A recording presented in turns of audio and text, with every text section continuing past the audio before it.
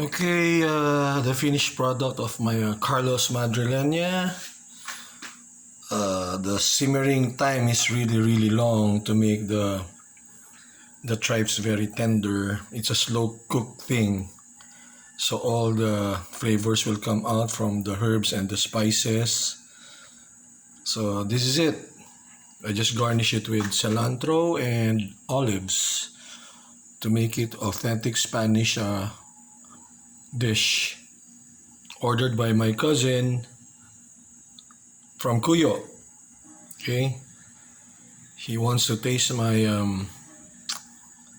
Callos. So this is it. Bye, oh delicious. Okay, in case you want to know more about my menus, just go to my YouTube channel. It's Odelicious, Ode, O-D-E, and then dash, and then just spell delicious. That's it.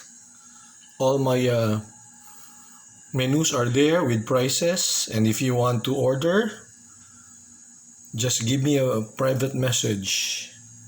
Okay? Callos Madrileña, my version. Au revoir.